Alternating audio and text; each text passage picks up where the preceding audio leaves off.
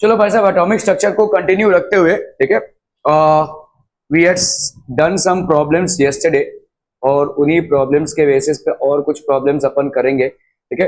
An electron is moving in the third orbit of hydrogen atom, what is the frequency of the moving electron. तो frequency क्या होती है भाई साहब, 1 upon time period होता है, और टाइम पीरियड का वैल्यू कल अपन ने कितना निकाला था, याद है? What was the value of time period? Time period is equal to 1.6 into 1.5 ही था, करेक्ट बोल रहे हो, लेकिन हम 1.6 ले लेते हैं कैलकुलेशन पर्पज के लिए, ठीक है। 1.6 into 10⁻⁻16 into n cube by Z cube का, ये था आपका टाइम पीरियड, ठीक है। ओके, तो आप यहां पे फ्रीक्वेंसी अगर निकालोगे तो भाई साहब फ्रीक्वेंसी कितना हो जाएगा, frequency will be equal to 1 upon time period, that is 1 upon 1.6 into 10⁻⁻16, ठीक है, into n cube by Z cube था ना, n cube by Z square, sorry n cube, और ये हो गया आपका z का स्क्वायर, ये ऊपर आ जाएगा भाई साहब, ठीक है।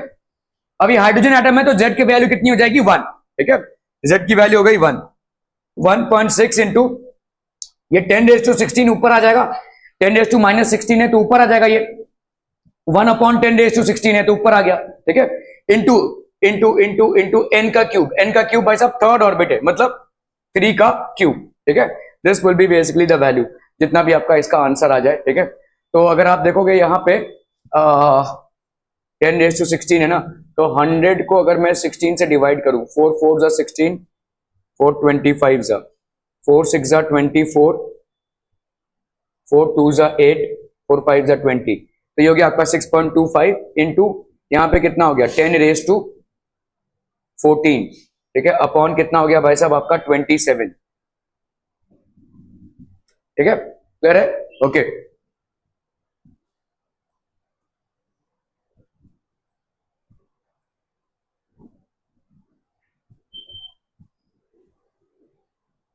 सेवन टू जा 14, 54 और ये हो गया भाई साहब आपका 85, ठीक है।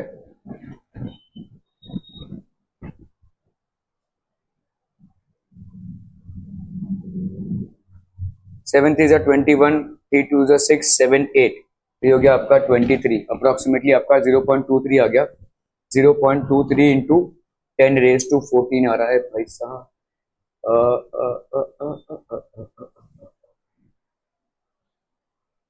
कितना आंसर हो जाएगा भाई साहब ये? तो यहाँ पे फ्रीक्वेंसी की value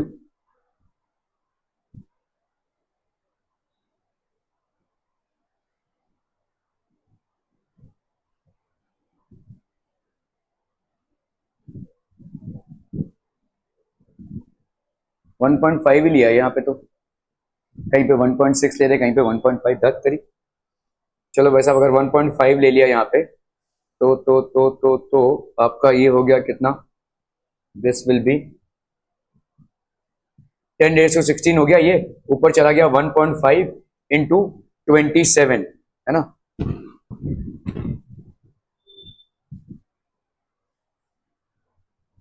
one point five into 27 हो गया भाई साहब ये, तो फ्रीक्वेंसी कितनी हो जाएगी, तो ये हो गया आपका, अगर मैंने 100/15 ले लिया तो इंटू 10⁻, ये हो जाएगा 14 इंटू 27, है ना, 5 3 जा 15, 5 20 जा 100, ठीक है, तो ये हो गया आपका 20, और ये हो गया 27, 3 जा 7 3 जा 21, 3 6 81, हो गया 0 पॉइंट, तो 81 भाई साहब आपका हो गया 2, 8 2 जा 16, 8 2 जा 16, 117, 6 + 4 10, 9 से 7 गया 2,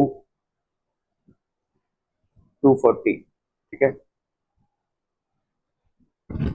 81 इंटू 4, 4 1 जा 4, 8 4 जा 32, ठीक है, अप्रोक्सीमेटली 0.2 अगर हम लेते हैं यार, 2.44 कैसे आ रहा है ये, खैर 2.44, लेकिन 10⁻14 हुआ ना, ये तो क्या हो रहा है भाई साहब, 1/t 10⁻−16, हाँ सॉरी, मैंने यहाँ पे 100 लिया, तो इसको हमने ने एक पॉइंट इधर लिया ना, तो यहाँ पे एक बढ़ जाएगा, 17 हो जाएगा, करेक्ट करेक्ट, ठीक है, तो दिस विल बी बेसिकली 15, हमने इसको यहाँ से टपकाया तो एक 0 यहाँ पे बढ़ जाएगा, 16 का 17 हो जाएगा, ये हो गया 15। अभी हम करेंगे तो हमको भाई साहब आ जाएगा ये 0.2 इंटू कितना आ रहा है 10⁻15, तो 2 पॉइंट कुछ आएगा इंटू 10⁻14। ठीक है, तो ये वाला आ रहा है भाई साहब, देखो 10⁻14 आरपीएस। ठीक है, okay. What is the energy associated with the second state of hydrogen atom? Second state of hydrogen atom से भाई साहब कितना एनर्जी एसोसिएटेड है? चलिए फटाफट करना है भाई साहब। Second excited state of hydrogen atom है, फर्स्ट एक्साइटेड स्टेट में कितना होगा? एक्साइटेड स्टेट मतलब क्या होगा? Second excited state. तो फर्स्ट एक्साइटेड स्टेट में देखो, ग्राउंड स्टेट में n1 की वैल्यू 1 होगी। फर्स्ट एक्साइटेड स्टेट में भाई साहब n की वैल्यू कितनी हो जाएगी? बोलो, यहां पे n की वैल्यू कितनी होगी? 1। ये आपका ग्राउंड स्टेट है। ठीक है, फर्स्ट एक्साइटेड स्टेट में n की वैल्यू क्या हो जाएगी? 2।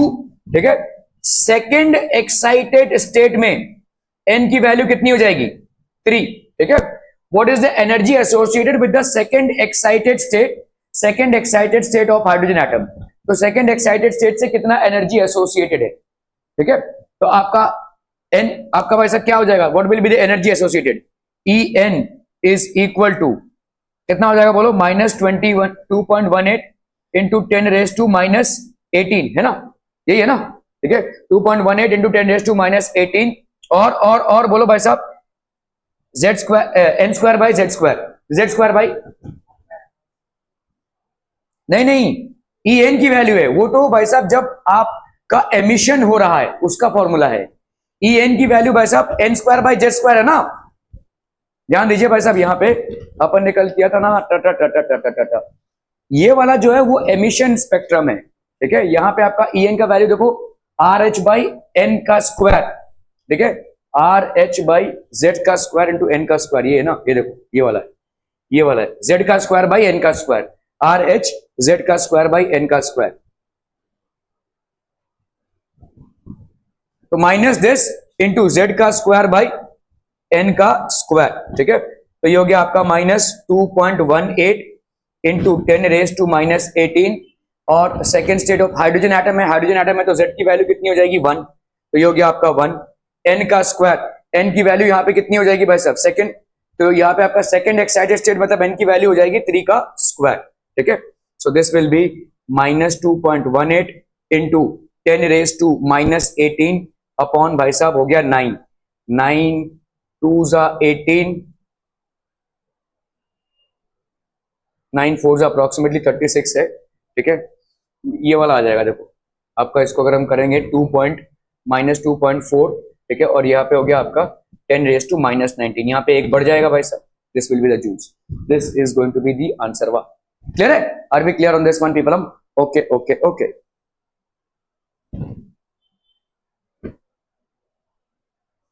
सो ऑप्शन डी इज करेक्ट।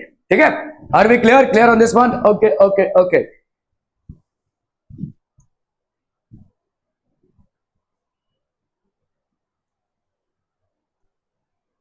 चलो भाई साहब इसको करना है। यहां पे दिया हुआ है what is the ratio of energies required to remove an electron from first 3 orbits of hydrogen, electron from the first 3 Bohr's orbits of hydrogen. पहले 3 बोर ऑर्बिट के हाइड्रोजन के कितना रेशियो लगेगा एनर्जी का? जल्दी जल्दी जल्दी फटाफट।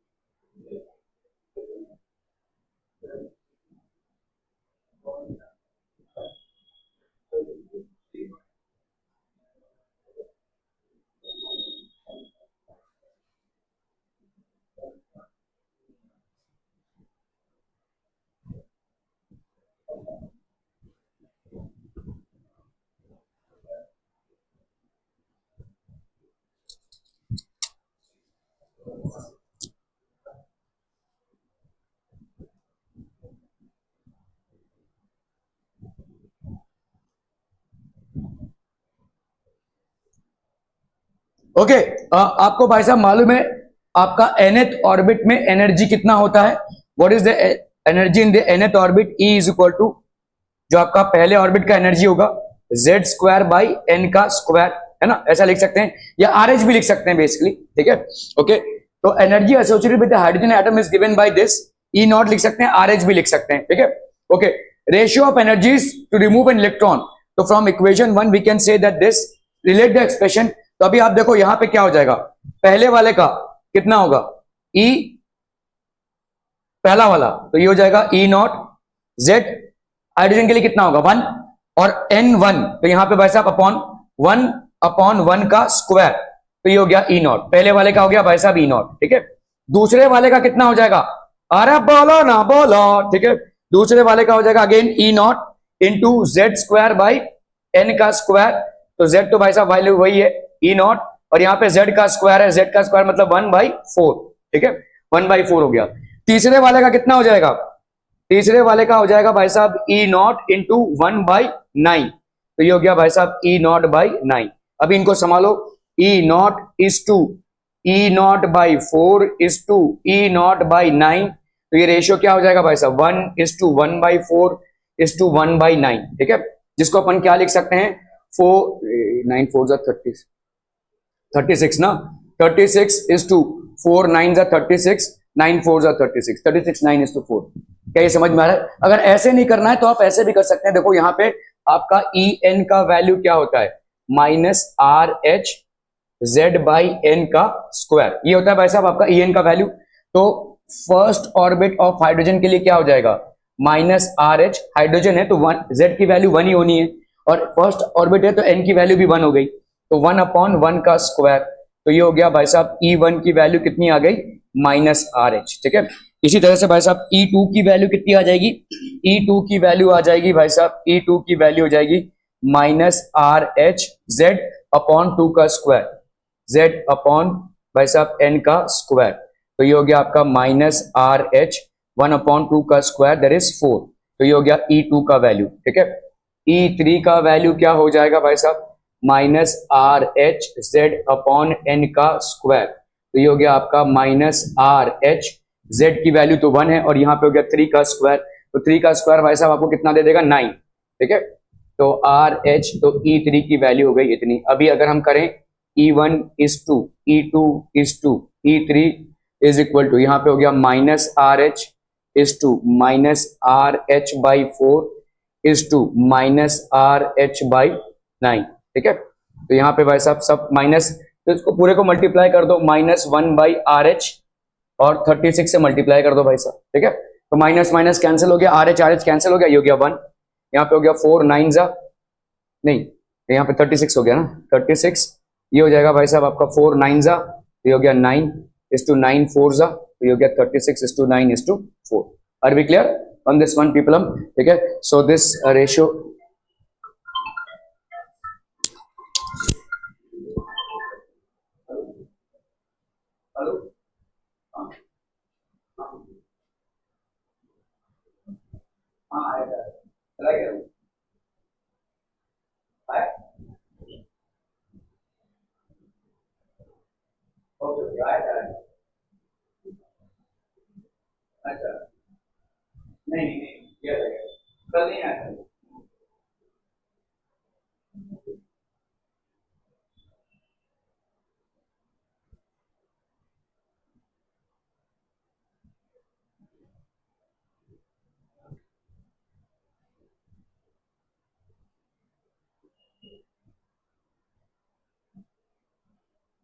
मैं आपसे बात करूँ, पढ़ा रहा हूँ, आपको फोन कर रहा हूँ बाद में।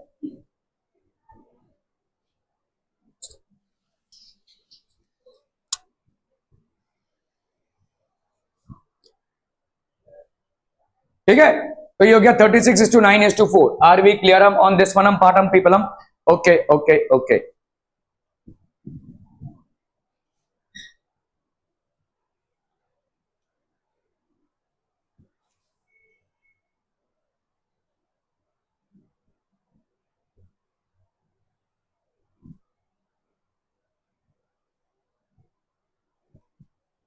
According to Bohr's theory, which of the following transitions in the hydrogen atom will give rise to the least energetic photon.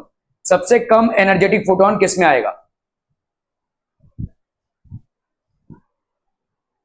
According to Bohr's theory, which of the following transitions in the hydrogen atom will give rise to the least energetic photon? अरे भाई साहब देखो, transition अगर समझ लो, यहां पे क्या बोल रहा है, E यहां पे 6 to 5 है ना, 6 to 5, इसकी वैल्यू कितनी हो जाएगी?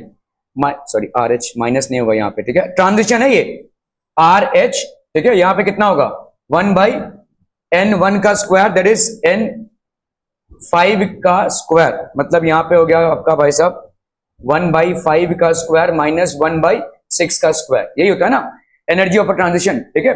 तो यहाँ पे हो जाएगा डेल्टा, ये डेल्टा E 6 to 5 है भाई। डेल्टा E कितना होता है? डेल्टा E का फॉर्मूला आपको मालूम है, ठीक है, RH into 1/Ni N initial का स्क्वायर माइनस N फाइनल का स्क्वायर, ठीक है। तो यहाँ पे कितना हो जाएगा, RH हो गया भाई साहब, यहाँ पे हो गया आपका 1/25 और ये हो गया आपका 36, तो ये हो गया 1/25 माइनस 1/36, तो ये हो गया RH, ये हो गया आपका 25 इंटू 36 माइनस 25, ठीक है, RH 9 + 6 9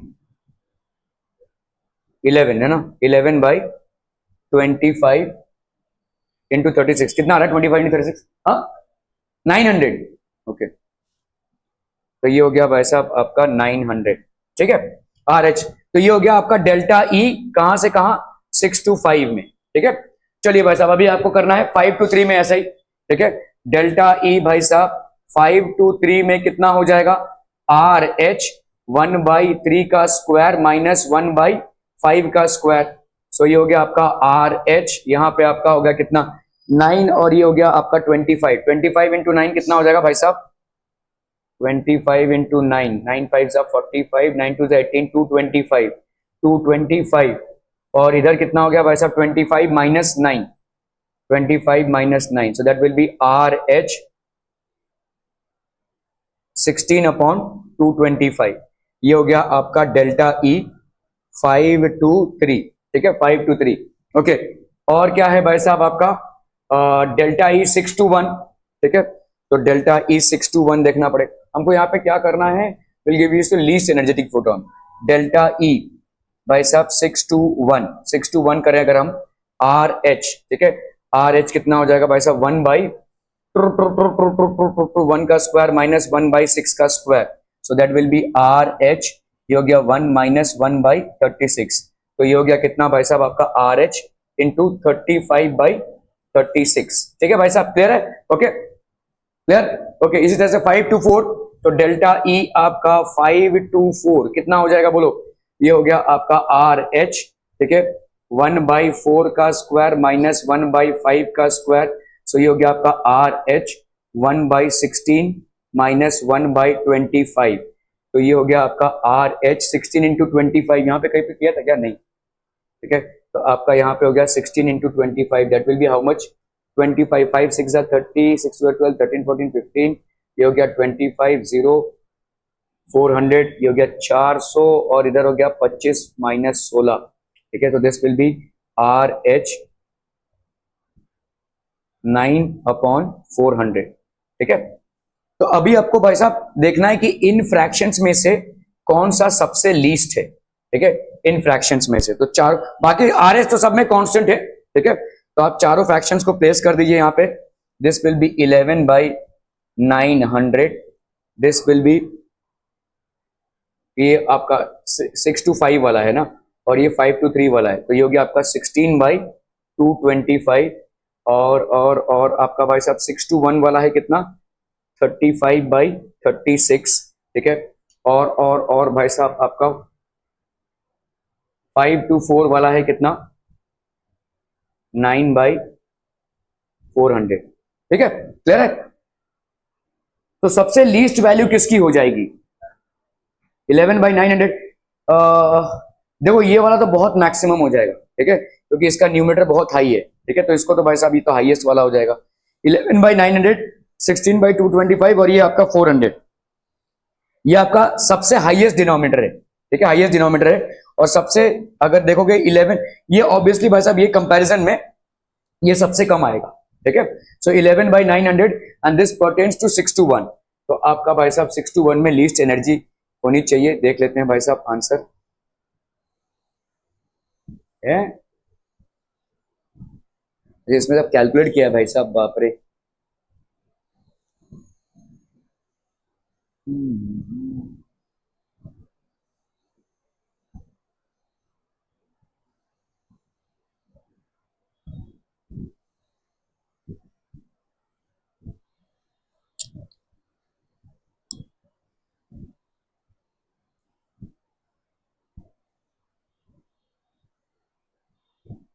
हाँ ठीक है ना, 11/900 लिस्ट है, ठीक है। तो ए हो जाएगा ऑप्शन, सॉरी ए हो जाएगा। तो मैंने इसको क्यों क्या किया भाई साहब, 11/900 इसका आ रहा है ना।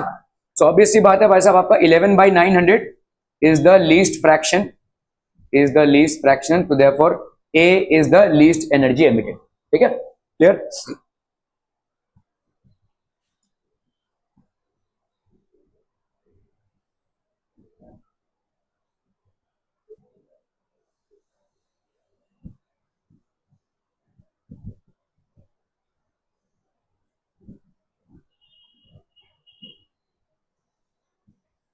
चलिए भाई साहब इसको करना है फटाफट फटाफट।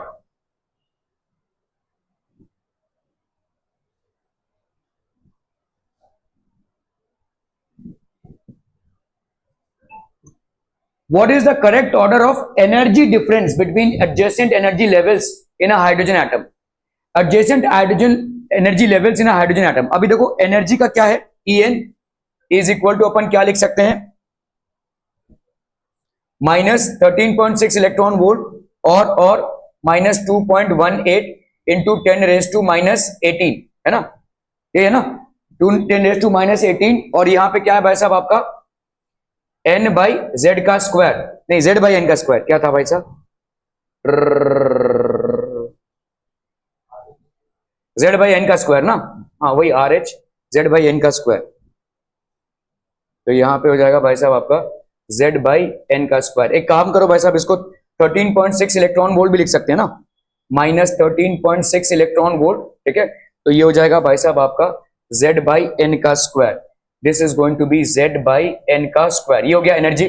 तो E1 की वैल्यू कितनी हो जाएगी बोलो, ऑब्वियसली ये Z का तो वैल्यू हाइड्रोजन एटम के लिए 1 हो जाएगा। देखो हाइड्रोजन एटम लिया है तो Z की ऑटोमेटिक वैल्यू आपकी 1 हो जाएगी। E1 की वैल्यू 13.6 इलेक्ट्रॉन वोल्ट इंटू 1/1 का स्क्वायर, है ना। तो ये कितना आ गया बोलो, E1 की वैल्यू तो सिंपल आ गई आपकी 13.6 इलेक्ट्रॉन वोल्ट। E2 की वैल्यू बोलो कितनी हो जाएगी, -13.6 इलेक्ट्रॉन वोल्ट अपॉन 2 का स्क्वायर, 4 लिख सकते हैं, डायरेक्टली लिख सकते हैं भाई साहब, क्योंकि Z की वैल्यू तो 1 है, ठीक है। ओके, यहां पे आपका भाई साहब 4 3 are 12, 4 4 are, तो ये हो गया आपका E2 का वैल्यू, ठीक है, E2 का वैल्यू।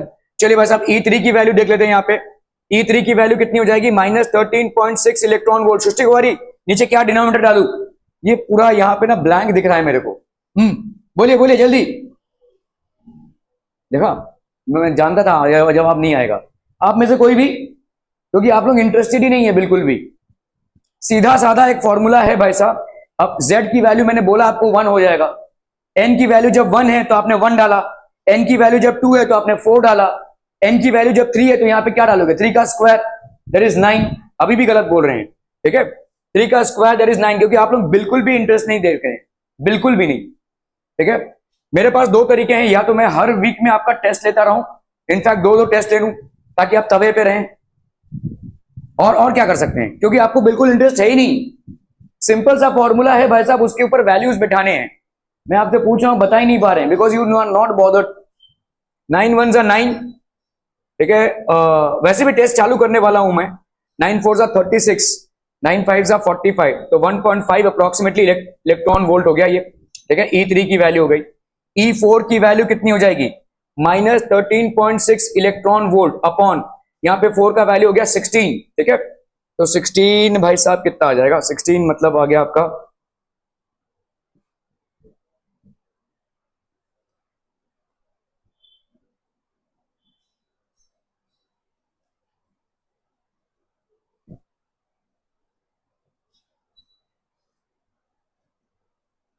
E4,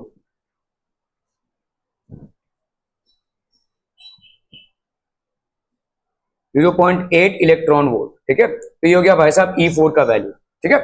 ओके, तो आप देखो यहाँ पे अगर देखते हैं E1 की वैल्यू कितनी आई है, E1 की वैल्यू आई है भाई साहब -13.6 इलेक्ट्रॉन वोल्ट। E2 की वैल्यू भाई साहब कितनी आई है -3.4 electron volt.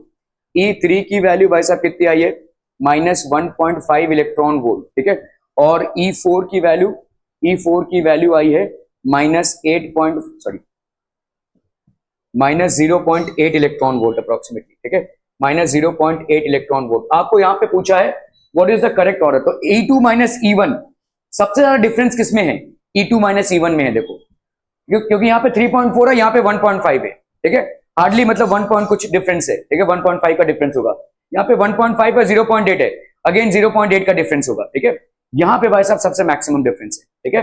So obviously E2 minus E1 will be the greatest. उसके बाद कौन आता है, देखो E2 माइनस E1, तो आपके भाई साहब ये वाला ऑप्शन कैंसिल, ठीक है, और ये वाला ऑप्शन भी भाई साहब कैंसिल। इन दोनों में से कोई एक करेक्ट ऑप्शन होगा।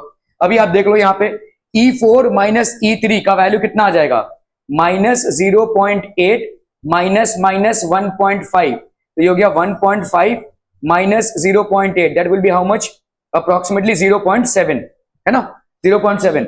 और अगर E3 माइनस E2 कर रहे हैं तो यहाँ पे -1.5 minus minus 3.4, so that will B 3.4 minus 1.5, तो यहाँ पे अप्रोक्सीमेटली कितना आ जाएगा बोलो, 9 0 पॉइंट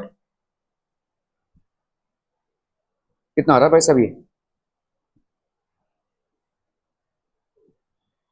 1.9 आ रहा है ना, 1.9 आ रहा है, 9 + 5 14 से 2 गया 1.9 अप्रोक्सीमेटली, ठीक है। तो आप अगर आप देखो यहाँ पे ये आया, अगर इससे इसको माइनस कर रहे हैं तो कितना आ रहा है 0.7, और इससे इसको माइनस कर रहे हैं तो कितना आ रहा है भाई साहब 1.9। तो ऑब्वियसली बात है E2 minus E1 is greater than E3 minus E2 and this is greater than E4 minus E3, ठीक है। तो इसका मतलब क्या है, देखो ट्रेंड क्या है, ट्रेंड ये है कि जैसे जैसे आप न्यूक्लियस से दूर जाते जाएंगे एनर्जी गैप जो है तो कम होता जाएगा। एज एंड वेन इन दोनों के बीच जो एनर्जी गैप है वो इस वाले एनर्जी गैप से कम है, और इन दोनों के बीच में जो एनर्जी गैप है वो इस वाले से भी कम है भाई साहब, है ना, ठीक है। तो जैसे जैसे आप न्यूक्लियस से दूर जाते जाएंगे between consecutive orbits the energy gap is going to get lesser. क्या ये समझ में आ रहा है भाई साहब, ठीक है। ओके, सो आपका करेक्ट ऑप्शन हो E3 माइनस E2, ये वाला आपका करेक्ट ऑप्शन हो जाएगा, ठीक है। सो देख लो भाई साहब यहाँ पे आप चाहे तो ऐसे भी कर लो, यहाँ पे अगर आपको कैलकुलेशन नहीं करना है तो ये 1/4 RH हो गया, ये 1/9 RH हो गया, ये 1/16 RH हो गया, ठीक है। ओके, सो वैल्यू भाई साहब आपकी हटती जाएगी। तो ऑब्वियसली बात है E2 minus E1 will be greater than E3 minus E2, this will be greater than E4 minus E3, ठीक है। As we keep on going away from the nucleus, ठीक है, जैसे जैसे भाई साहब हम न्यूक्लियस से दूर जाते रहेंगे द एनर्जी गैप डिक्रीजेस, जैसे जैसे हम न्यूक्लियस से आगे जाते रहेंगे एनर्जी गैप आपका डिक्रीज होता रहेगा, ठीक है, क्लियर है। ओके ओके ओके,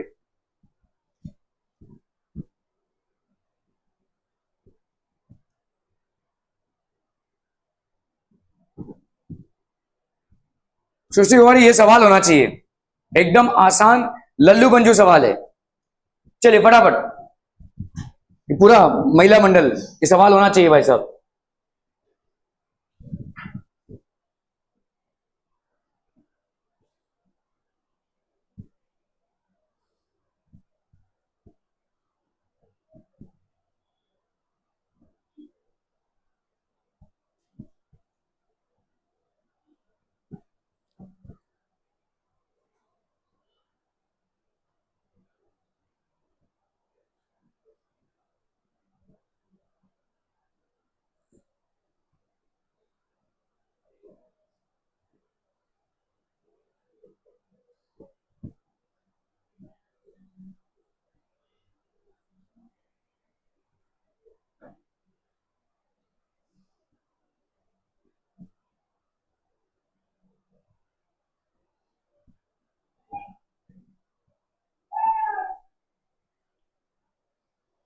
कोई तो मर गया रहेगा,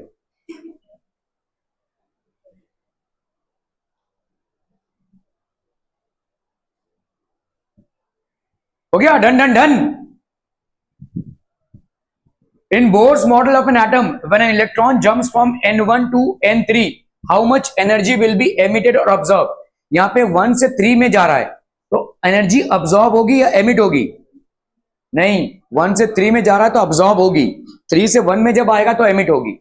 ठीक है, तो कितना एनर्जी अब्सॉर्ब होगा भाई साहब? E delta E will be equal to कितना हो जाएगा बोलो? RH 1/1 का स्क्वायर माइनस 1/3 का स्क्वायर, इतनी एनर्जी अब्सॉर्ब होगी। अभी आप कर लो भाई साहब, यहाँ पे अर्ग्स में आ गया है, ओ माय गॉड, जूल्स अर्ग्स, ठीक है, जूल्स में कन्वर्ट करते हैं तो आपका जूल्स में क्या है? 2.18 इंटू 10 रेज टू माइनस 16 था ना, कितने? 18 था, 18 ना, 18 जूल से। ओके ओके ओके, इतना। और आपका भाई साहब 1 माइनस 1/9, तो ये हो गया आपका कितना? 2.18 into 10 raise to minus 18 into यहाँ पे हो गया 8/9। ठीक है, तो ये 9 2 ज़ा 18, 9 4 ज़ा 36 अप्रोक्सीमेटली, 4 8 ज़ा 32, 8 2 ज़ा 16, 17 18 19, ये हो गया आपके जूल्स में। ये जूल्स में 1 joule is equal to how much? 10 raise to 7 ergs होता है। ठीक है, 10 रेज टू 7 अर्ग्स होता है, तो इसको भाई साहब मल्टीप्लाई कर दो, अर्ग्स मतलब इसको जूल्स को कन्वर्ट करना है तो आप इसको मल्टीप्लाई कर दो इंटू 10 रेज टू 7 अर्ग्स। ठीक है, so that will be how much? 1.92 into 10 raise to minus 18 plus 7 minus 11 ergs. ठीक है, अरे बाप रे, अच्छा हाँ, ये वाला हो जाएगा भाई साहब आपका। ये अगर हमने इधर लिया तो 0.19 into 10 raise to minus 10 ergs, ये वाला आ जाएगा। ठीक है, क्लियर है? Are we clear on this one people? So hence D is the correct option, this is the amount of energy that will be observe. ठीक है, क्लियर है भाई साहब? क्लियर है? Okay okay okay.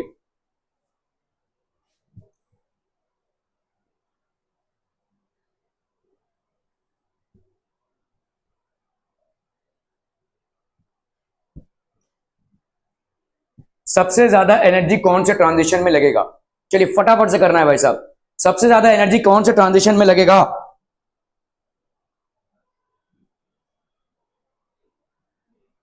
हाँ, तो आपका एनर्जी भाई साहब कौन से ट्रांजिशन में लगेगा? देखो एनर्जी डेल्टा ई क्या होता है? आर एच इंटू 1/n1 का स्क्वायर, तो यहाँ पे 1 से 2, 1 माइनस 1/2 का स्क्वायर, ये एनर्जी अब्सॉर्ब्ड है। ठीक है, ये अब्सॉर्प्शन एनर्जी है भाई साहब, ये एनर्जी अब्सॉर्ब हो रही है। ठीक है, ओके, तो यहाँ पे कितना हो गया बोलो? आर 1/1/4, तो ये हो गया 3/4। ठीक है, आर एच 3/4 हो गया, ये पहले वाले का डेल्टा ई। ठीक है, ये ए का हो गया भाई साहब। वैसे ही डेल्टा ई बी का कितना हो जाएगा? आर एच 1/2 का स्क्वायर दैट इज 4 माइनस 1/3 का स्क्वायर दैट इज 9, तो ये हो गया भाई साहब आर एच, ये हो गया 36, 9 माइनस 4 दैट इज 5। ठीक है, ये हो गया डेल्टा ई। ठीक है, ओके, ये बी का डेल्टा ई हो गया। सी का भाई साहब कितना हो जाएगा? R H delta E is equal to R H 1/1 minus 1/infinity, R H 1 minus 0। ठीक है, डेल्टा ई की वैल्यू हो गई भाई साहब। ठीक है, डी की वैल्यू क्या हो जाएगी? डेल्टा ई, ये हो गया आपका आर एच 1/3 का स्क्वायर दैट इज 9 माइनस 1/25, तो ये हो गया आपका आर एच ये हो गया 9 इंटू 25 और ये हो गया 25 माइनस 9 25, तो ये हो गया आर एच 16/25 इंटू 9, 5 9 ज़ा 45, 9 2 18, 225। ठीक है, 225। क्लियर है भाई साहब? 3/4 आर एच मतलब कितना हो गया? ये 4 7 ज़ा 28, 0.75 आर एच हो गया। 5/36, अभी आप चाहे तो ऐसे ही कर लो, जिसका सबसे ज्यादा फ्रैक्शन होगा वही आंसर हो जाएगा। 3/4 है, 5/36 है, ऑब्वियसली भाई साहब ये इससे ज्यादा होगा, है ना? ओके, और क्या है आपका? देखो एक तो 1 है, एक 1 है भाई साहब, ये 1 हो गया ना। ओके, और क्या हो गया भाई साहब आपका? 16/225 है। यहाँ पे आपसे पूछा है सबसे ज्यादा एनर्जी किसकी होगी, तो ऑब्वियसली 1 वाले की, ये तो फ्रैक्शन है ही नहीं। ठीक है, और 1 वाला आपको किस में आ रहा है भाई साहब? सी में आ रहा है। So this will be the largest amount of energy. ठीक है, हालांकि बहुत लंबा चौड़ा कैलकुलेशन है, लेकिन उतना ज्यादा कैलकुलेशन की जरूरत नहीं है। यहाँ पे बहुत लंबे चौड़े कैलकुलेशन से किया है, but again C would be the option.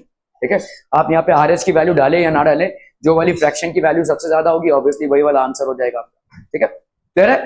Okay okay okay.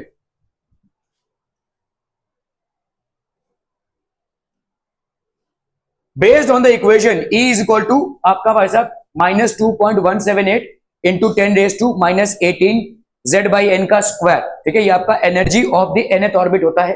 ठीक है, which of the following conclusion is not correct? Larger the value of n, the larger is the orbit radius. Orbit radius किस पे depend करता है? Orbit radius का क्या value होता है बोलो? आर एन की वैल्यू क्या होती है? A naught into Z by N square by, अरे बोलेंगे जरा, एन स्क्वायर बाई जेड। सब याद।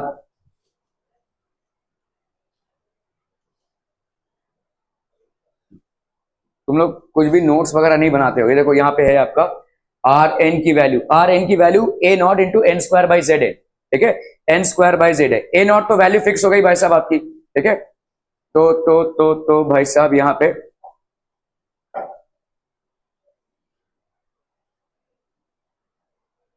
आर की value A naught into N square by Z है।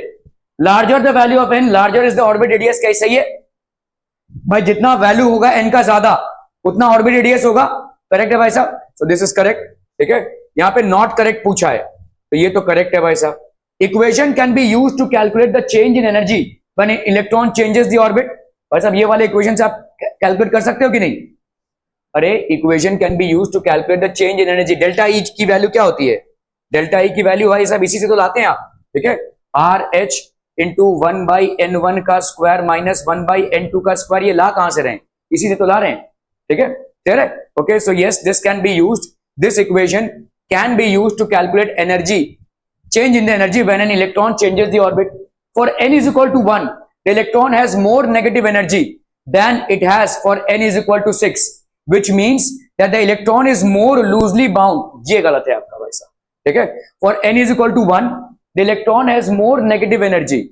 तो negative energy मतलब इसका मतलब होगा, देखिए आपका En का वैल्यू जैसे जैसे आप न्यूक्लियस के पास आते जाएंगे वो क्या होता जाएगा?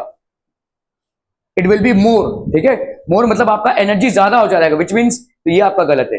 It is more loosely bound. ठीक है, which means that the electron is more loosely bound. It is incorrect. The electron is more strongly bound when it is closer to the nucleus. ठीक है, the negative sign in the equation simply means that the energy of the electron bound to the nucleus is lower than it would be if the electrons were at infinite distance from the nucleus, which is correct. Infinite distance से आपका energy lower पे है, इसीलिए तो वो ज्यादा stable है, क्योंकि एनर्जी जितनी कम होगी किसी सिस्टम की वो उतना ही स्टेबल होगा। ठीक है, क्लियर है? बाकी सब आपके करेक्ट हैं, ये वाला आपका भाई साहब रॉन्ग हो जाएगा। So hence the option C is incorrect. ठीक है, okay okay okay, all right people. अभी हम पढ़ेंगे भाई साहब आयोनाइजेशन एनर्जी क्या होता है। आयोनाइजेशन एनर्जी, तो what is ionisation energy people? The amount of energy that you need to supply to an electron in an orbit in order to completely expel it, ठीक है, so that it never comes back. ठीक है, धक्के मार को घर से बाहर निकाल देना ताकि वो कभी वापस ना आए। ठीक है, तो ionisation energy is the minimum energy. आप भाई साहब कितना मिनिमम एनर्जी सप्लाई करेंगे required to remove the most loosely bound electron from an isolated gaseous atom. ये आपका आइसोलेटेड गैसियस एटम क्यों बोल रहे हैं भाई साहब? एनर्जी ऑलरेडी गैसियस, मतलब उसको आपने ऑलरेडी गैसियस फॉर्मेट में कन्वर्ट कर दिया उस एटम को, और आइसोलेटेड मतलब अकेला इकलौता एक एटम है, उसमें से आप इलेक्ट्रॉन को निकल पार के बाहर फेंक रहे हैं। आपने देखो पढ़ा हुआ था कि आपका ग्रेविटेशनल जो एनर्जी होता है वो, मतलब आपने अगर किसी को वेलोसिटी 11.2 किलोमीटर पर सेकेंड दे दी तो वो वापस नहीं आने वाला, राइट, एस्केप वेलोसिटी। तो इसी तरह से आप कितनी एनर्जी एक इलेक्ट्रॉन को देंगे ताकि वो वापस ना आ पाए।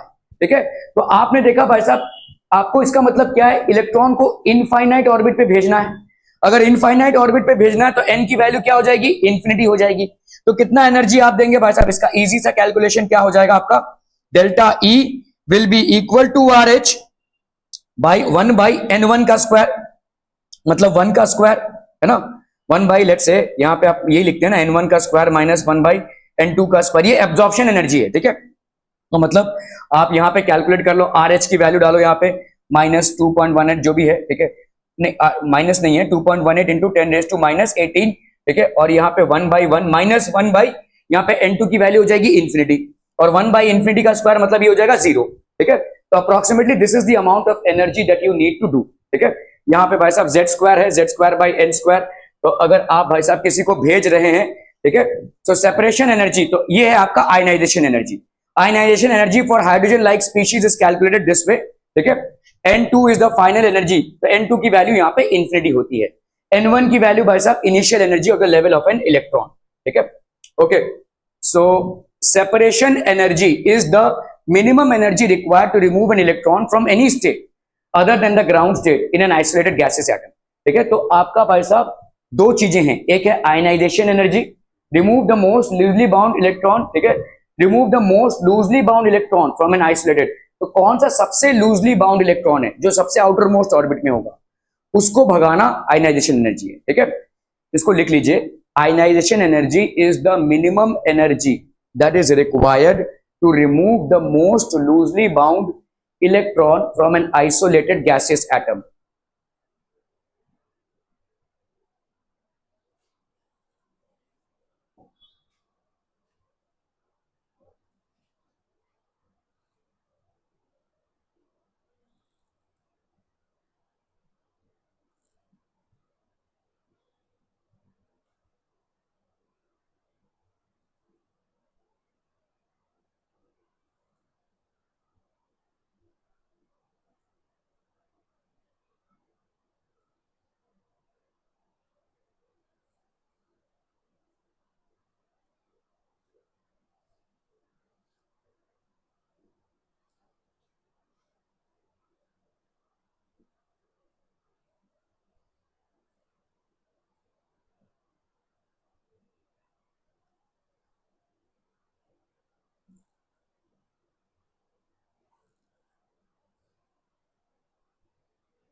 ठीक है, तो यहां पे जो सबसे लूजली बाउंड इलेक्ट्रॉन है, सबसे लूजली बाउंड इलेक्ट्रॉन कौन सा होगा, ऑब्वियसली जो आउटर मोस्ट ऑर्बिट में होगा, उस इलेक्ट्रॉन को परमानेंटली भगा देने के लिए जो एनर्जी की जरूरत होगी उसको अपन बोलेंगे आयनाइजेशन एनर्जी, ठीक है। तो किसी भी एटम का जो मिनिमम एनर्जी का रिक्वायरमेंट है टू एक्सपेल द मोस्ट और remove the most loosely bound electron from an isolated gaseous atom, that is known as ionisation energy, ठीक है। Energy of innermost electron is increased by energy incident from outside, energy of innermost electron is increase so that it leaves the atom. तो आप भाई साहब इसको energy को electron को increase करते रहे ताकि ये भाई साहब फ्री इलेक्ट्रॉन बन जावे, ठीक है। ये n1 की वैल्यू डिपेंड करती है एटम क्या है, n1 की वैल्यू है आउटर मोस्ट ऑर्बिट की वैल्यू, ठीक है। किसी एटम में अगर भाई साहब थर्ड वाला ऑर्बिट है, लास्ट ऑर्बिट, तो वो हो जाएगा n1, और ऑब्वियसली n2 की वैल्यू होगी इंफिनिटी, ठीक है। n1 जो होगा वो वैल्यू होगी जो लास्ट ऑर्बिट है, वैलेंसी जो ऑर्बिट है उसकी वैल्यू है ये, ठीक है। ओके, सेपरेशन एनर्जी क्या होती है भाई साहब, what is separation energy? So separation energy is the minimum energy that is required to remove an electron from any state other than the ground state in an isolated gaseous atom, ठीक है। तो एक electron को भाई साहब किसी भी state से रिमूव करना other than the isolated ground state, मतलब एक्साइटेड स्टेट में होना चाहिए, उसके बाद उसको आप रिमूव कर रहे हैं। n2 की वैल्यू यहां पे भी इंफिनिटी होगी, n1 की value any other state rather than the ground state, ground state नहीं होगा, मतलब आपने ऑलरेडी उसको कुछ एनर्जी दे दिया है जिसके वजह से इलेक्ट्रॉन्स में अफला तफली मच गई है और वो अपने एक्साइटेड स्टेट में है, it is not in the ground state anymore, ठीक है। तो n1 is any other state rather than the ground state. तो अगर मैं बोलूं हाइड्रोजन का फर्स्ट एक्साइटेड स्टेट, तो मतलब n1 की वैल्यू यहां पे क्या हो जाएगी, ऑब्वियसली 2, ठीक है, और n2 की वैल्यू अभी भी इंफिनिटी होगी, इसको अपन बोलेंगे सेपरेशन एनर्जी।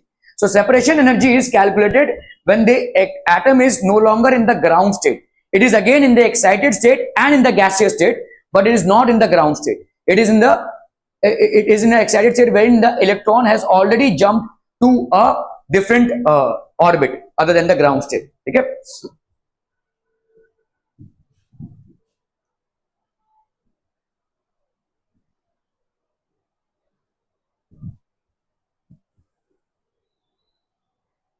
ओके, सो यहां पे देख लो इस सवाल को, इस सवाल में बेसिकली दिया हुआ है an electron is moving in the third orbit is moving, तो जब मूविंग स्टेट में है, ठीक है, तो ऑलरेडी एक्साइटेड स्टेट में है, ठीक है, third orbit of lithium 2+ and its separation energy is Y joules, इसका सेपरेशन एनर्जी है भाई साहब, ठीक है। Find the separation energy of an electron moving in the second orbit of helium plus, ठीक है। अभी इसको देखते हैं भाई साहब, ठीक है।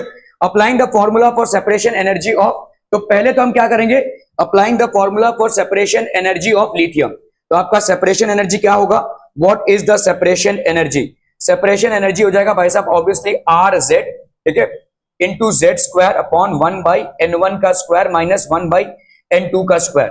देखो सेम एनर्जी का डिफरेंस वही है, लेकिन यहां पे N1 और N2 का निर्वाचन आप कैसे करेंगे वही मैटर करता है, ठीक है।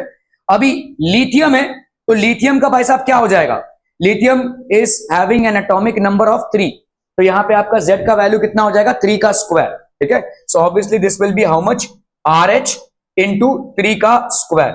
अभी यहां पे हम N1 की वैल्यू करते हैं, ठीक है।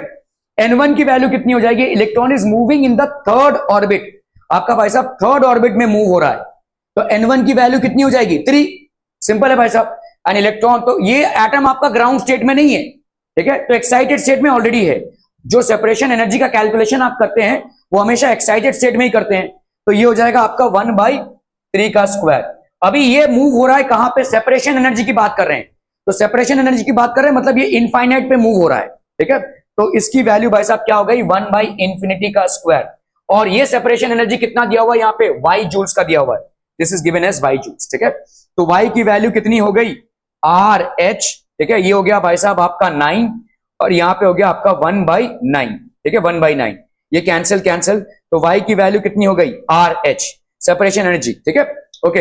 अभी applying the same formula for helium plus, helium plus की वैल्यू कितनी हो जाएगी, देखो यहाँ पे energy of an electron moving in the second orbit of helium, second orbit of helium, ठीक है, सेपरेशन एनर्जी कितना हो जाएगा, separation energy is equal to RH into भाई साहब यहां पे 1/n का स्क्वायर, हीलियम का है भाई साहब, हीलियम का कितना हो जाएगा, हीलियम का स्क्वायर मतलब हो गया आपका Z का स्क्वायर, ठीक है, इंटू 1/N1 का स्क्वायर माइनस 1/N2 का स्क्वायर, तो ये हो गया आपका कितना RH Z का स्क्वायर। हीलियम कितना है भाई साहब आपका, हीलियम का Z कितना हो जाएगा 2, ठीक है, तो 2 का स्क्वायर मतलब हो गया आपका 4, ठीक है, 4।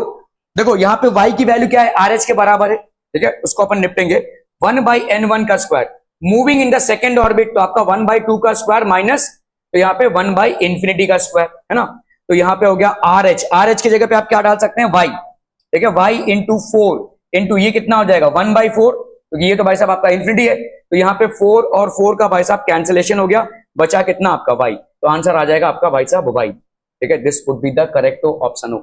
क्या ये समझ में आ रहा है, separation energy is basically calculated for an atom which is no longer in the ground state, ठीक है, its electron is already moving from a lower to a higher orbit, ठीक है, so the orbit in which the electron is actually moving is taken as N1 and N2 is taken as the infinite orbit, ठीक है, wherein if the electron is placed it is not going to come back, that is called separation energy, ठीक है। और ionization energy क्या होता है, when an atom is in the ground state the outer most orbit में जो electron होता है उसको परमानेंटली भगाने के लिए, तो ionisation energy depends upon the valency, ठीक है, वैलेंसी मतलब आपका वैलेंसी ऑर्बिट पे डिपेंड करेगा, N1 की वैल्यू क्या होगी, जो आपका वैलेंसी होगा उसका वैल्यू होगा, मतलब जो वैलेंसी ऑर्बिट होगा, और N2 की वैल्यू यहां पे भी इंफिनिटी होगी। आयनाइजेशन एनर्जी और सेपरेशन एनर्जी में पार्थक्य समझ में आ रहा है भाई साहब, ओके।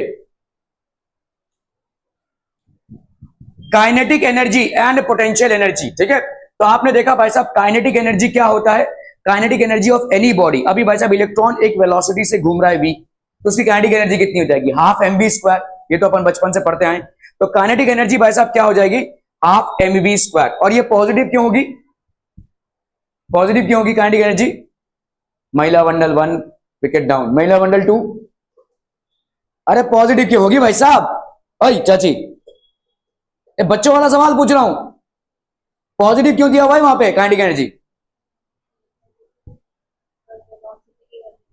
वेलोसिटी की वजह से पॉजिटिव नहीं, नहीं हो सकती है। यहां पे पॉजिटिव क्यों हो जाएगी? Why will this be positive?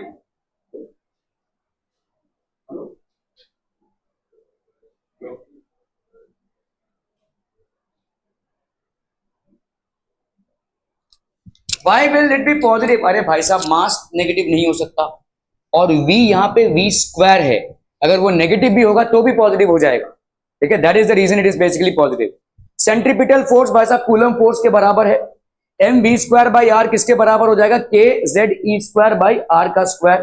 ठीक है, तो एम वी स्क्वायर बाई भाई साहब यहाँ पे कितना हो गया? लेट्स से, ठीक है, M V square by R is equal to K Z E square. ठीक है, तो आप यहाँ पे भाई साहब इसको काइनेटिक एनर्जी को क्या लिखोगे? M V square by two, half M V square है, M V square by two, तो इसका मतलब K Z E square by two R है कि नहीं? ठीक है, इलेक्ट्रोस्टैटिक पोटेंशियल एनर्जी भाई साहब आपका कितना होता है? Minus K Z E square by R. ये आप आगे चलकर पढ़ोगे, अभी फिलहाल नहीं समझोगे, 12th में है ये पोर्शन आपका। ठीक है, सो आपको फिलहाल डेरिवेशन में इस चीज को थोड़ा सा याद कर लेना है।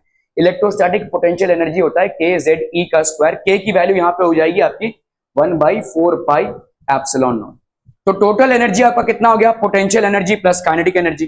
पोटेंशियल एनर्जी की वैल्यू भाई साहब, ठीक है, पोटेंशियल एनर्जी की वैल्यू हो गई minus K Z E square by R, और काइनेटिक एनर्जी की वैल्यू हो गई K Z E square by two R. तो इसलिए आपका एनर्जी का वैल्यू इतना हो जाएगा। तो total energy is equal to minus of kinetic energy और half of potential energy.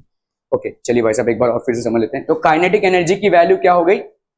Half M V square positive में, mass of electron, or v is velocity of electron, so that will be the kinetic energy of an electron which is revolving in an orbit around the nucleus। ठीक है, ठीक है, okay.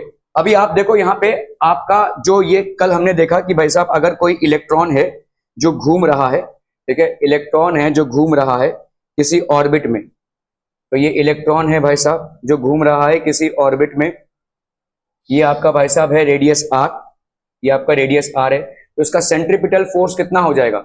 यहाँ पे आपका भाई साहब centripetal force will be equal to आपका कूलम्बिक फोर्स। ठीक है, तो सेंट्रीपिटल फोर्स कितना है? M V square by R, ये सेंट्रीपिटल फोर्स उस पर लग रहा है।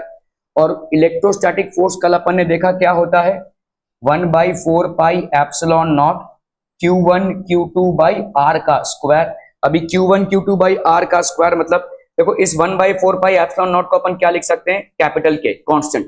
ठीक है, Q1 हो गया आपका इलेक्ट्रॉन का चार्ज, और आपका Q2 क्या हो जाएगा? जो न्यूक्लियस का पॉजिटिव चार्ज है। न्यूक्लियस का पॉजिटिव चार्ज क्या होगा? कितने पॉजिटिव चार्जेस होंगे? जितना एटॉमिक नंबर होगा। ठीक है, तो ZE हो गया भाई साहब इसका चार्ज, ठीक है, अपॉन आर का स्क्वायर, ये हो गया आपका mv स्क्वायर बाई आर। ठीक है, ये आर और ये वाला आर कैंसिल हो गया, तो अपन यहाँ पे क्या लिख सकते हैं? mv स्क्वायर की वैल्यू हो गई के ZE का स्क्वायर अपॉन आर। क्या यहां तक समझ में आ रहा है भाई साहब? mv square that is the mass, that is the product of mass and the square of velocity is equal to K ZE का स्क्वायर। के है आपका 1/4 पाई एप्सिलॉन नॉट जिसकी वैल्यू होती है 9 × 10⁻⁹, और Z हो गया आपका एटॉमिक नंबर, E हो गया आपका इलेक्ट्रॉन का चार्ज विच इज 1.6 × 10⁻⁹, और R हो गया radius of the orbit in which the electron is. ठीक है, इसी को भाई साहब इसमें सब्स्टिट्यूट कर दो, तो के ई की वैल्यू कितनी हो जाएगी? हाफ। ठीक है, एम वी स्क्वायर की जगह पे आप क्या लिख सकते हो? के जेड ई का square by R, so that will be K Z E का स्क्वायर बाई 2r। ये पॉजिटिव में है भाई साहब आपका काइनेटिक एनर्जी। ठीक है, अभी इलेक्ट्रोस्टैटिक पोटेंशियल एनर्जी इसका आप बाद में चलकर पढ़ेंगे कैसे हम कैलकुलेट करते हैं। ठीक है, बट इलेक्ट्रोस्टैटिक पोटेंशियल एनर्जी की वैल्यू भाई साहब कितनी हो जाएगी? Minus K Z E square by R. ठीक है, ये हो जाएगा आपका potential energy, minus K Z E square by R. ठीक है, तो अगर हमको टोटल एनर्जी निकालना है किसी भी सिस्टम का, तो हम potential energy plus kinetic energy करते हैं। तो total energy is equal to potential energy plus kinetic energy. तो पोटेंशियल एनर्जी की वैल्यू कितनी हो गई? Minus K Z E square by R plus kinetic energy that is K Z E square by 2r। तो यहाँ पे हो गया आपका K Z E square by R, ये हो गया आपका -1 ये हो गया -1 + 1/2। ठीक है, तो ये हो गया आपका K Z E square by R -1 + 1/2, तो ये हो गया आपका -½ तो that is going to be -2r। ठीक है, are we clear on this one? K Z E square by 2r, ये हो गया आपका total energy. This will be the total energy, total energy. ठीक है, टोटल एनर्जी की वैल्यू हो गई भाई साहब। अभी आप ध्यान से देखोगे ये अगर टोटल एनर्जी है तो total energy is as good as minus of kinetic energy. Kinetic energy कितना दिया हुआ है? इतना, तो इसका माइनस है ना। टोटल एनर्जी को अपन क्या लिख सकते हैं? Total energy is equal to minus K Z E square by 2r। और अपन ने देखा भाई साहब काइनेटिक एनर्जी कितना होता है? के Z E square by 2r। तो ये बस सब एक माइनस लगा दो उसके सामने, माइनस ऑफ काइनेटिक एनर्जी, है ना। ठीक है, और सिर्फ पोटेंशियल एनर्जी में एक्सप्रेस करना हो तो पोटेंशियल एनर्जी की वैल्यू ये है, तो मतलब एक 2 लगना जरूरी है यहाँ पे। तो उसको अपन क्या लिख सकते हैं? Potential energy by 2। तो total energy will be equal to minus of kinetic energy और पोटेंशियल एनर्जी बाई 2। ठीक है, total energy of the system. Okay okay okay,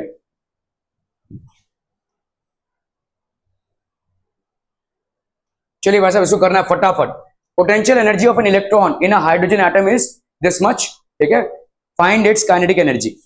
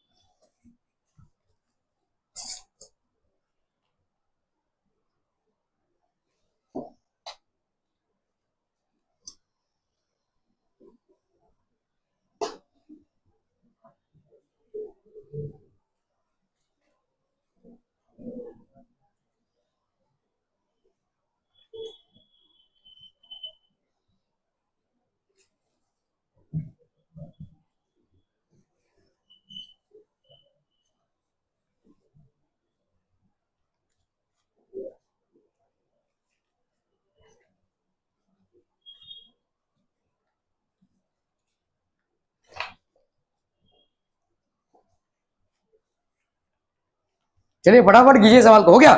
बहुत बढ़िया भाई साहब।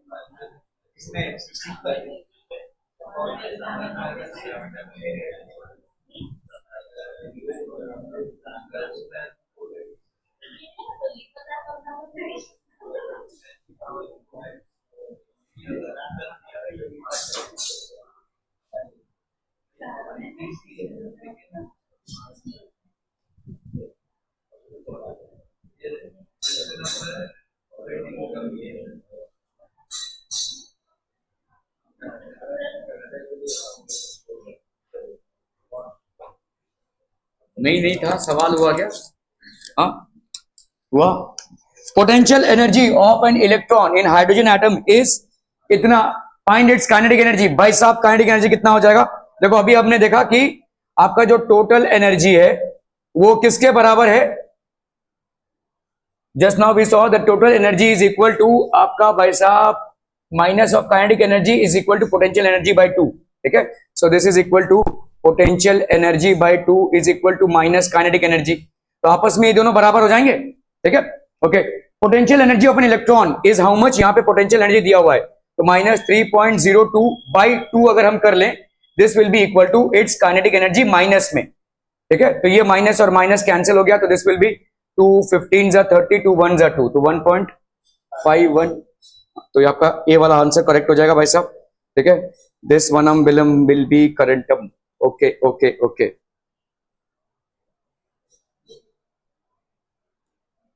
ठीक है, क्लियर है? Okay okay okay. सो ये सारे भाई साहब आपके इंपॉर्टेंट पॉइंट्स हैं।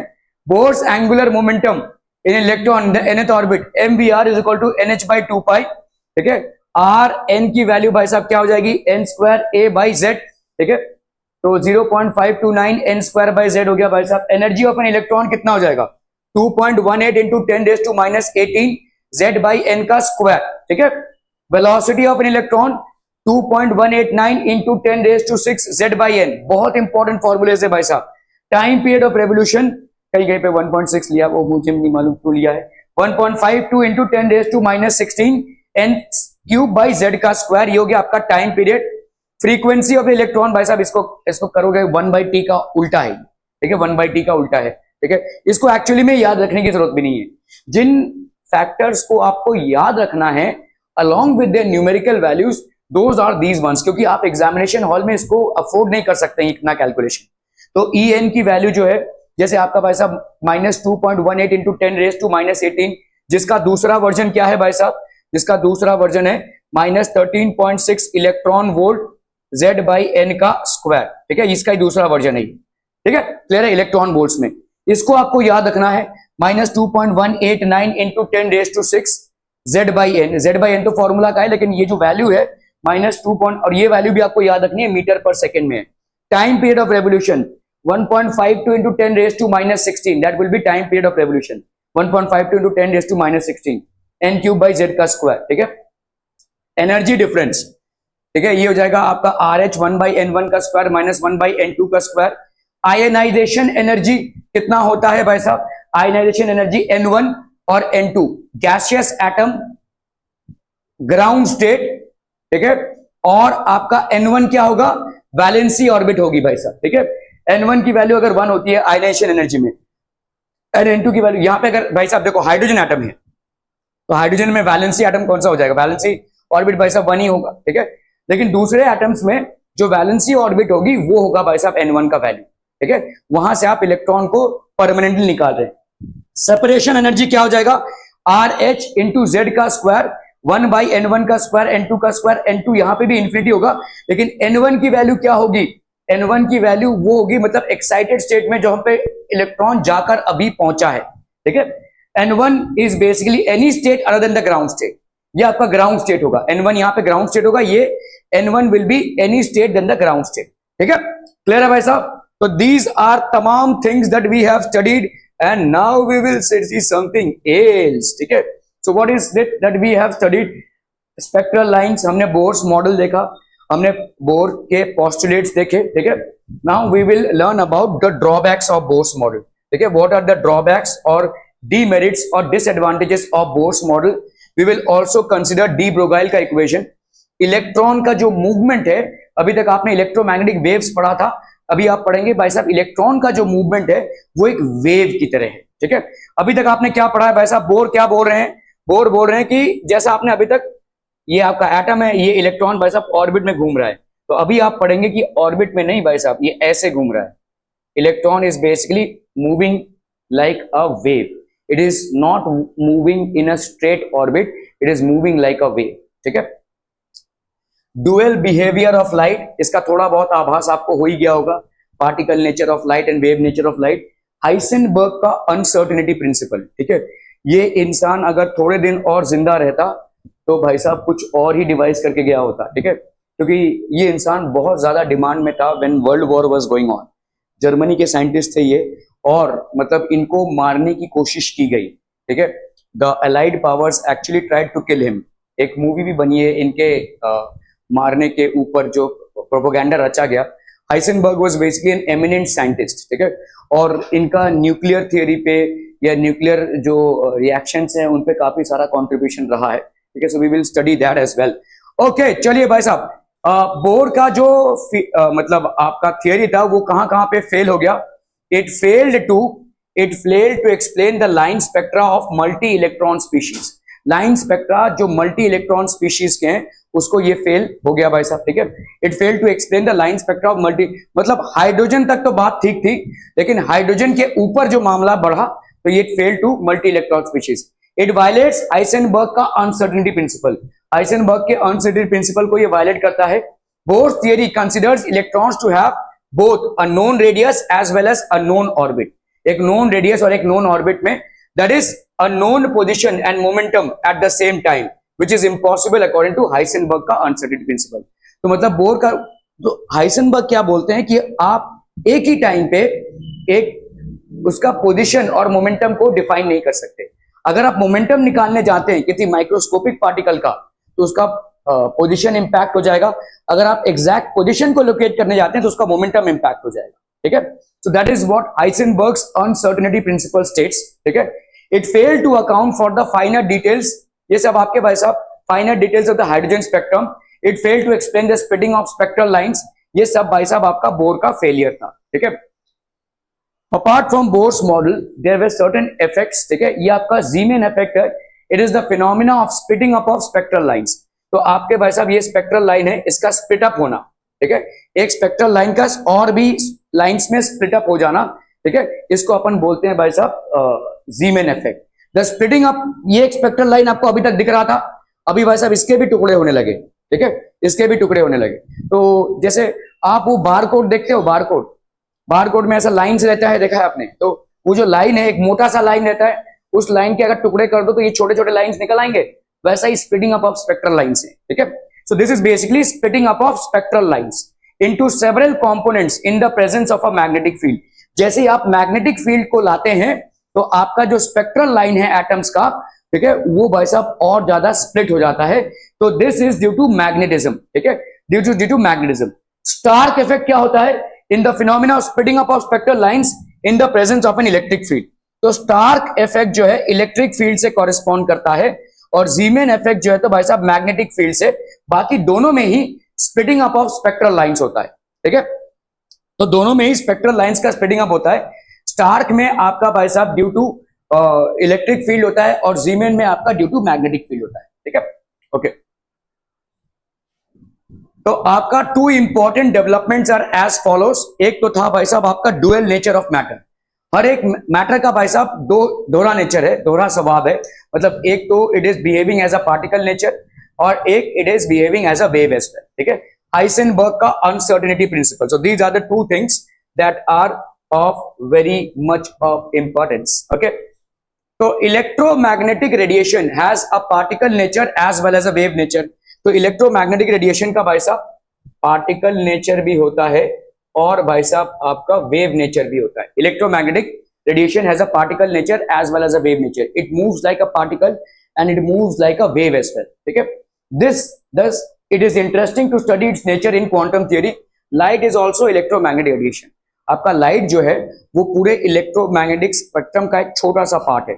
आपकी और मेरी जो दुनिया है वो पूरी उजागर है इस छोटे से पार्ट के लिए, which is approximately from 400 to 700 nanometers. बाकी एक ह्यूज स्पेक्ट्रम है जिसमें रेडियो वेव्स हैं, कॉस्मिक वेव्स हैं और तमाम तरह के अल्ट्रावायलेट वेव्स हैं. ये सारे वेव्स उसमें हैं. ठीक है, ओके. फोटो और ये सारे वेव्स का भाई साहब एक पार्टिकल नेचर भी होगा और एक भाई साहब आपका वेव नेचर भी होगा. ठीक है, पार्टिकल नेचर ऑफ लाइट कौन कौन से ऐसे एक्सपेरिमेंट्स हुए या कौन कौन सी ऐसी थियरीज हुई जिससे पार्टिकल नेचर प्रूव होती है. ठीक है, फोटो इलेक्ट्रिक इफेक्ट. तो अगर किसी आपके भाई साहब मेटल के सरफेस पे आपने लाइट को इंसिडेंट कराया है और इस लाइट की फ्रीक्वेंसी जो है थ्रेशोल्ड फ्रीक्वेंसी से ज्यादा है तो इलेक्ट्रॉन्स एमिट होंगे. If the frequency of the incident light is more than the threshold frequency, then electrons will be emitted. ठीक है, तो could be explained by considering the radiations propagate in the form of small packets of energy known as quanta. These packets of energy can be treated as particles. ठीक है, photoelectric effect. The photoelectric effect is a phenomenon. तो ये आपका देखो जैसे आप snooker खेलते हैं, एक बॉल को आपने दूसरे बॉल से हिट किया तो यहाँ पे जो फोटॉन्स हैं इन्होंने इलेक्ट्रॉन्स को हिट किया तभी तो ये इलेक्ट्रॉन्स बाहर निकले. तो इसके क्या दर्शित होता है, इससे आपका प्रूव होता है कि लाइट का एक पार्टिकल नेचर है. ठीक है, light is made up of small packets or particles of energy which are known as quantas. ठीक है, so these are the photoelectric effect is a phenomenon in which electrons are ejected from the surface of a metal when a light of suitable frequency is incident on it. These ejected electrons are known as photoelectrons. इनको अपन क्या बोलेंगे भाई साहब, photoelectrons. ठीक है, black body radiation. An ideal black body is a perfect absorber and emitter of radiation. जो ideal black body होता है, ठीक है, तो ये ब्लैक बॉडी रेडिएशन में पड़ा. When such a body is heated it becomes red hot. In other word it emits a red colour light. As the temperature is further increase the colour of the radiation emitted changes from red to yellow. ठीक है, then to white and finally to purple. ये सब हम पढ़ चुके हैं black body radiation में. ठीक है, वेव नेचर ऑफ लाइट. तो वेव नेचर ऑफ लाइट में क्या क्या आता है आपका, इंटरफेरेंस और डिफ्रैक्शन. ठीक है, इंटरफेरेंस को अगर आप देखोगे तो इंटरफेरेंस क्या होता है, समझ लीजिए आपने भाई साहब ऐसे दो होल्स कर दिए हैं. ठीक है, और यहां से वेव नेचर है तो जहां जहां पे ये दोनों इंटरसेक्ट हो रहे होंगे वहां पे डार्क स्पॉट्स प्रोड्यूस होंगे. और जहां जहां पे ये देखो ऐसे एक क्रेस्ट है वेव और दूसरा भी क्रेस्ट है, जहां पे ये दोनों क्रेस्ट मिल रहे हैं वहां पे ब्राइट स्पॉट प्रोड्यूस होगा और जहां पे एक क्रेस्ट और ट्रफ मिल रहा है वहां पे डार्क स्पॉट्स प्रोड्यूस होंगे. तो ऐसे तमाम जगहों पे आपके डार्क और ब्राइट स्पॉट्स प्रोड्यूस होंगे. इसको आप बहुत अच्छी तरीके से फिजिक्स में पढ़ेंगे वेव नेचर ऑफ लाइट में. ठीक है, this is something that you are going to study in physics in extensively. तो इसको अपन बोलते हैं इंटरफेरेंस. डिफ्रैक्शन क्या होता है भाई साहब, डिफ्रैक्शन होता है मतलब समझ लो यहाँ पे साउंड प्रोड्यूस हुआ. ठीक है, तो साउंड भाई साहब देखो समझ लो ये एक रूम है. ठीक है, और यहाँ पे आपने कोई म्यूजिक सिस्टम बनाया, यहाँ पे जो होगा उसको भी ये सुनाई देगा. लेकिन क्या लाइट यहां तक जाएगी? नहीं. लेकिन लाइट का जो थिन एजेस हैं वहां से ऐसे बेंडिंग होना, the bending of light at thin edges, that is known as diffraction.